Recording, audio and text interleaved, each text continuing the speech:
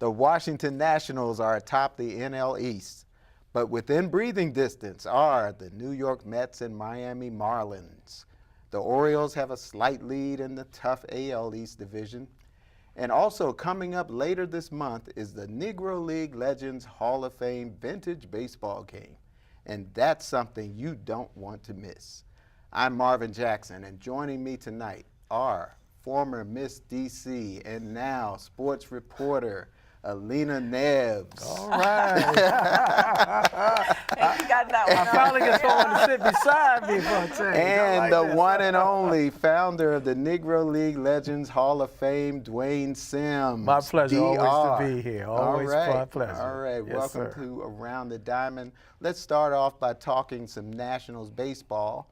And recently, Dusty Baker invited me and Alena to his office at Nationals Park to review the National season at the All-Star break. Here is that exclusive interview. All right, Dusty Baker, you're atop of the NL East, big lead over the Mets. How comfortable is that for you? Well, I mean, it's better than being behind, but it's like you're never really comfortable until you clinch this thing. Because you saw the road trip that we just had.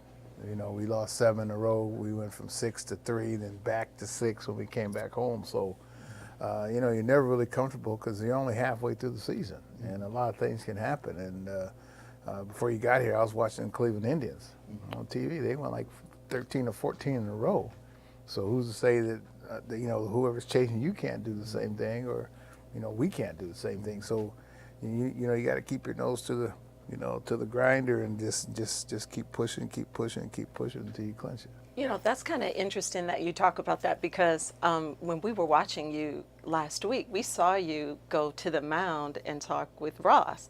And so we were like, what did Dusty say? Because for some reason after that, it's been lights out. Well, So you must have said something, Dusty. Well, my son was trying to figure out what I said. Oh, okay. Oh, your son Because wants it to know looked that. like a father and son. Yeah, well, he's probably heard it before himself. That's what it looked But like. it Yeah, was 'cause my son- powerful nonetheless. Because my son goes, Dad, I was watching you, and you know that lip comes up on one side, and that eye closes on another Yes. side, and then you say a couple of things you shouldn't say Right. on TV, Right. and then everything's fine. And so I'm just glad that it worked because, like, you know, he's young enough to be my son.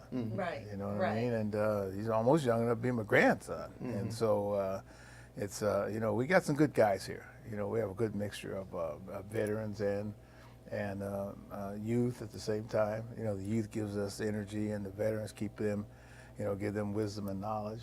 And Wow. so, What are you know, what we got are a good your- mixture. What are your pep talks like, though? I don't know. I don't have a bunch of pep talks. You know, I think a team that has a bunch of meetings and pep talks is a team that's usually losing. Oh, And so, okay. you know, I have like mini meetings. Right. You know, I'll call a guy in the office if something's not right. I don't believe in embarrassing guys out there in Yeah. front of other guys unless they choose that for them. Right. And every once in a while, you know, you got to get on them as a group, and not. I've only done that maybe once or twice this year. And so, but like I said, I've had many meetings. Nobody has to know anything about it. Usually, you know, unless they want to tell it, you know, I'm not going to tell it Yeah. because, like, I've been in meetings in their shoes. And so, you know, the thing that you don't like being embarrassed. But, you know, I have some things that I need to tell them. Usually I kind of wait until it kind of like builds up, you know, like my dad used to do.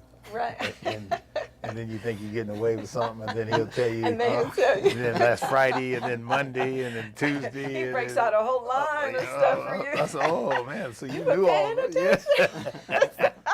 Yeah. Yeah. I know. Wow, that's incredible. It's just that we were talking about how, you know, how helpful, you know, you have been in terms of, you know, the team and where we see, you know, the team is so inspired, it seems, you know, as opposed to maybe last year where we, you know, have had a chance to assess the team. Especially right, you said Marvin? after the Yeah. break, after the All-Star All-Star break year. last year. Why? What So happened after the All-Star break? The Nationals started to tank last year. Yeah, but they had but didn't they have a lot of injuries? See, I'm not going to get on last year because Matt Williams was one of my favorite players that played for me. And so, you know, even before I took this job, I called Matt. Right. And I said, hey, man, what do you think? I'm gonna, since the job is vacant, you know, I don't want you to think ever that I was trying to knife you to get this job. Right. And Yeah.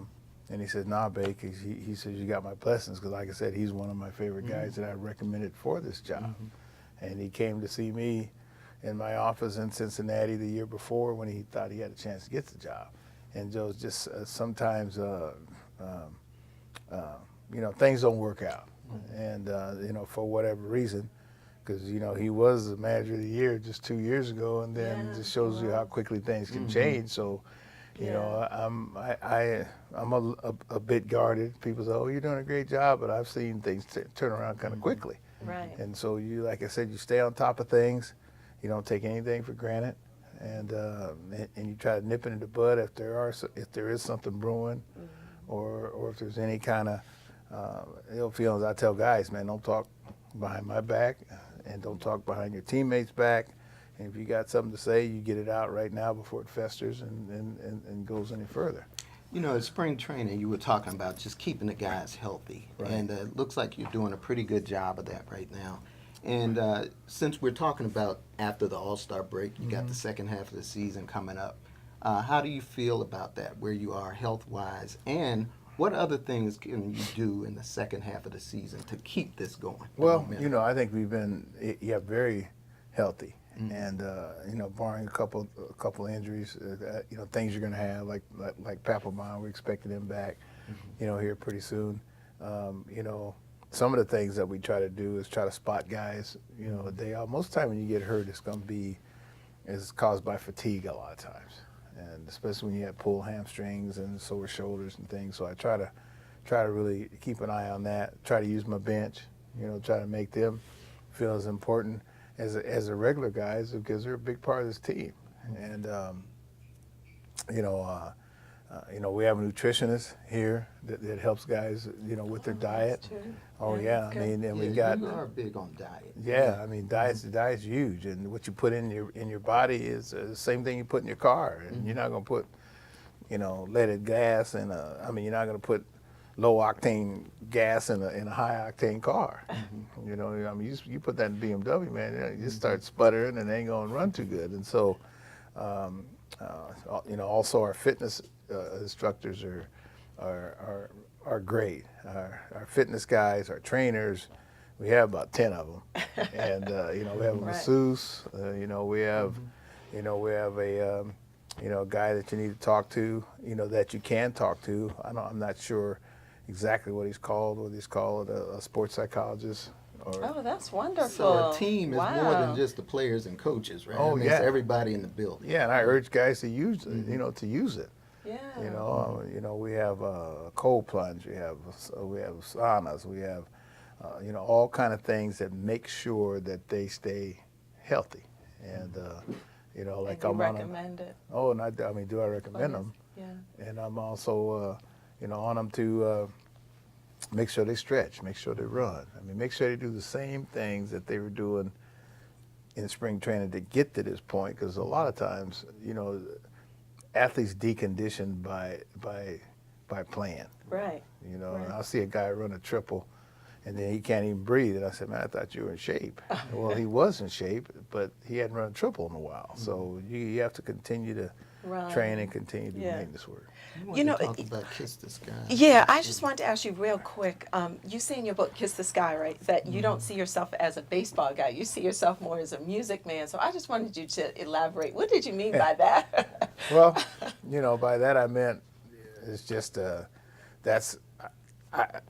I really feel that if I was to express myself, it'd be easier to do it if I was a musician or a music man than I am a baseball player. Because, you know, most of us have two personalities. We have a game face, and then we have, you know, off the field face.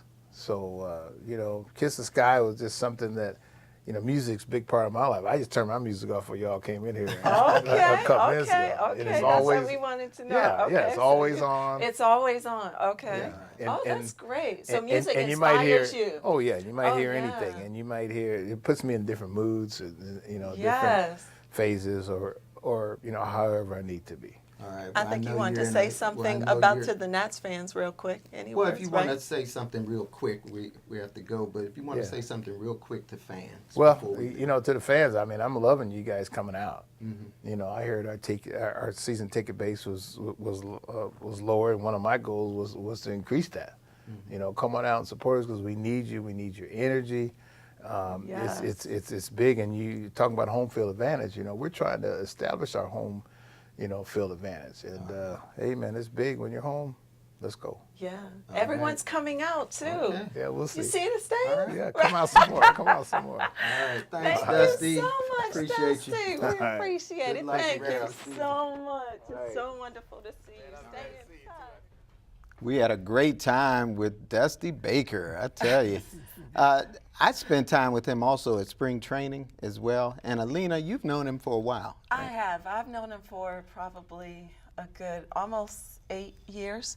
So met him, you know, through baseball and through some other connections. But he's always been consistently really nice, whether he's actually been in a coaching position or even not. You know, he still has come around all-star and things like that. So, I mean, he's a wonderful guy. But I will say this, you know, you could give him a pass if he was more of a manager that was in your face, you know what I'm saying, embarrassing you, jumping in your butt. You know, he's very respectful because he treats his players like a player, like the player he used to be. You know what I'm saying? So he's very respectful, but you could give him a pass for being a manager, more in your face type of manager, but he doesn't choose to you know, manage his players that way, and we really respect that. All right, well, we got a few seconds before the break, but you met him recently, Yeah. right? What was that? The District of Columbia, the Mayor Bowser, they actually honored Dusty Baker.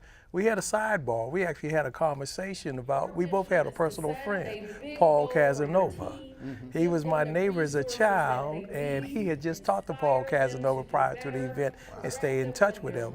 Paul Casanova also played in the Negro League. So we kind of connect that. Okay, well, let's take a quick break Yes. right here, and we'll talk more about Dusty, the Nationals, and the Orioles when we return. Don't go away.